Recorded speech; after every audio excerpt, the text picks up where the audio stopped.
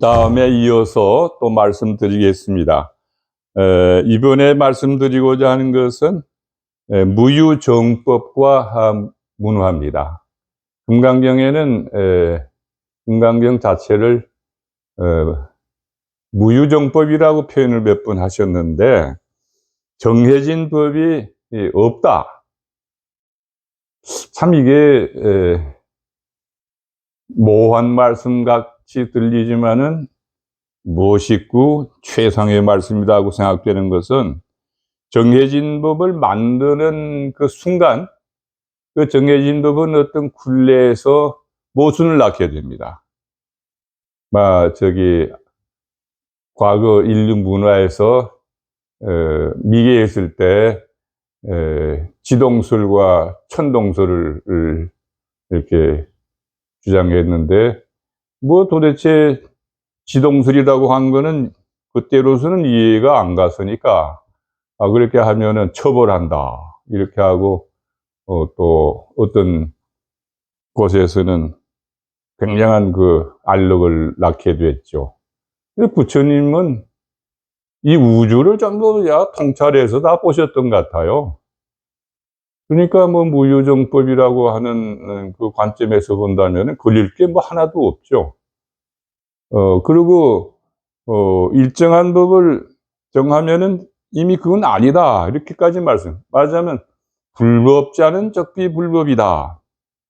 네가 불법이라고 생각하면은 이미 그 불법이 아니다. 네가 분별하는 그 불법이 아니다.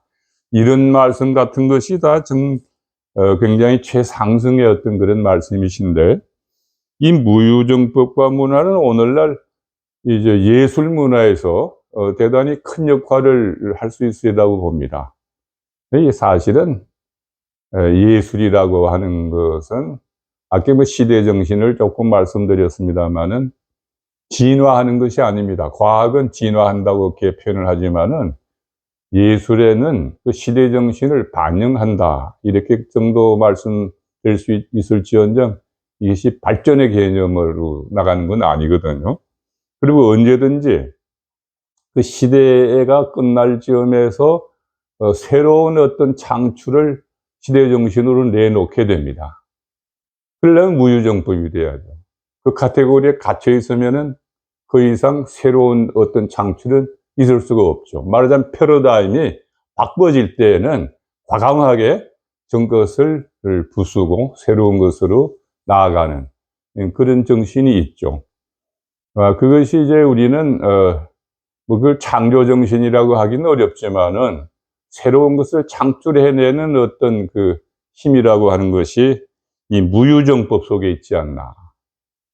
카테고리에 갇혀 있으면은 그 이상 변할 수가 없는 거죠. 왜 그런가니, 이 일체유의법이 여몽환 포용 요로용 여전인데, 여기에 갇혀 있다고 하는 것은 참 어떻게 보면은 무의미한 일이라고 볼 수 있어요. 무가치한 일이고, 이걸 그렇게 응자학 여시관 하게 되면은, 이걸 한 괄호로 묶어서 이걸 아인크라메룽이라고 그러는, 이 괄호 밖에서 볼 수가 있어요. 우리 인생을 괄호 밖에서 이렇게 객관적으로 볼 수 있다면은, 내가 왜 이렇게 살았나? 내가 무슨 의미로 이렇게 살았나? 이런 걸 성찰할 수 있을 거예요. 예술에도 마찬가지입니다. 이건 절대적 가치라고 했던 것이, 어떤 관점이 이렇게 지나가게 되면은 그 시대의 그냥 중요한 관점이에요, 그것이. 그렇지, 그것이 영원 불변의 그런 관점은 아닙니다, 그게. 그래서 이제 무유정법을 나는 오늘날 문화에서 한 커다란 그 힘의 원동력으로 비춰볼 수 있지 않을까. 근데 이제 젊은이들이 그렇다고 해서 엔티한 것만이 아니에요. 그런 것들은 어떤 면에서 좋지 않은 결과를 날 수도 있는데,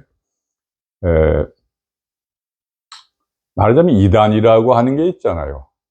종교에도 이단이 있는데, 나쁜 의미에서 그 이단은 좋지 않죠. 그러나 새로운 것을 창출하기 위해서는 인류 문화에서 끊임없이 이단이 나왔습니다.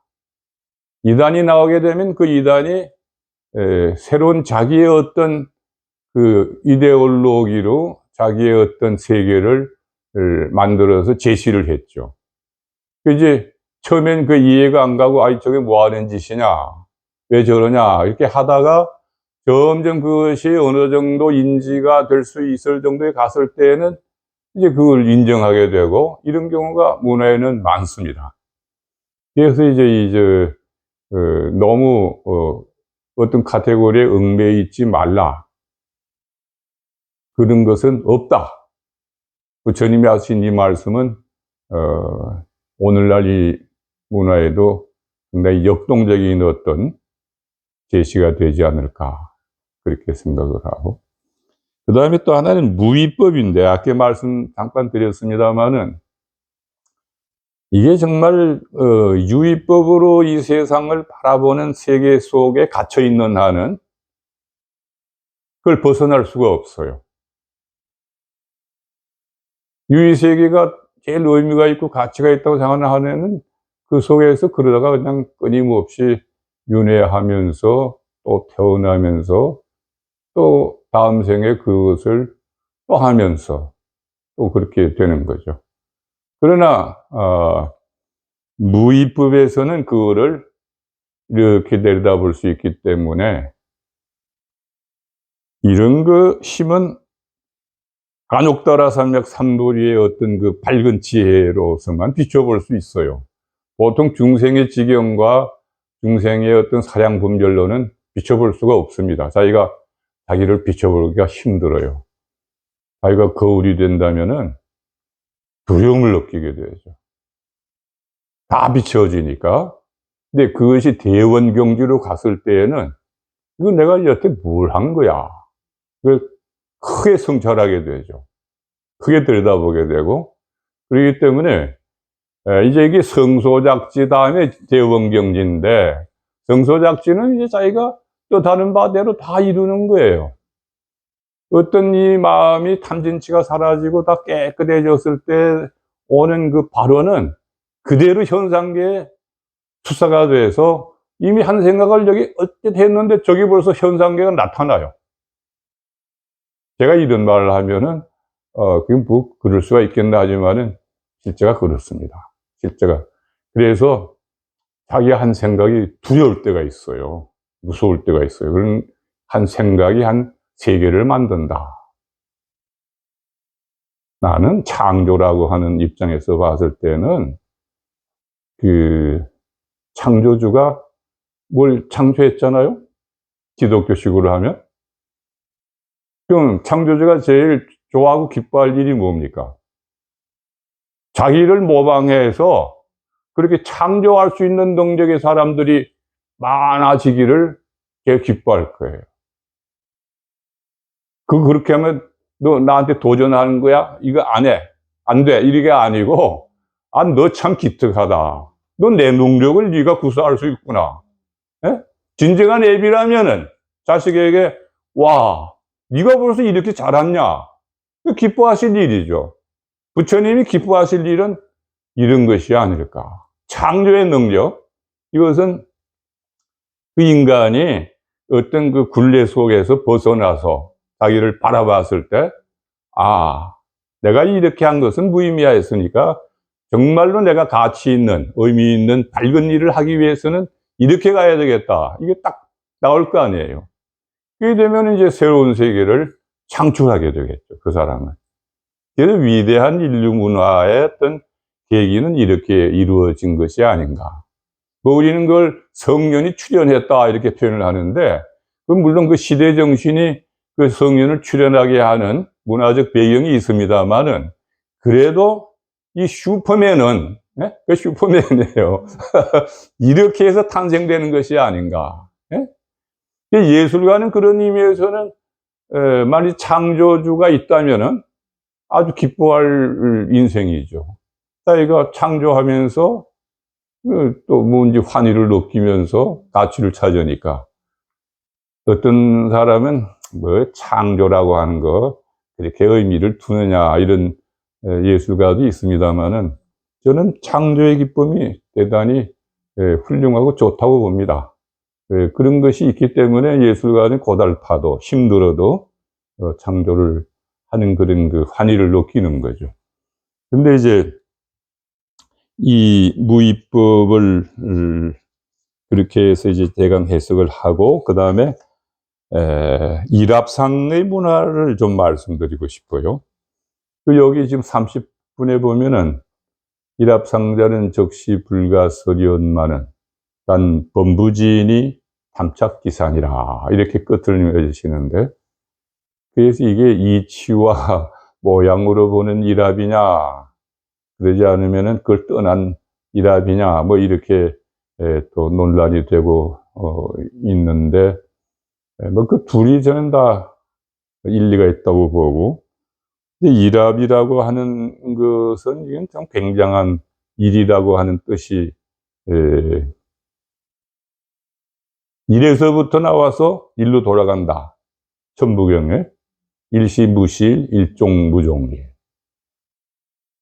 우리 화두의 제일 큰 화두가 어떤 거예요?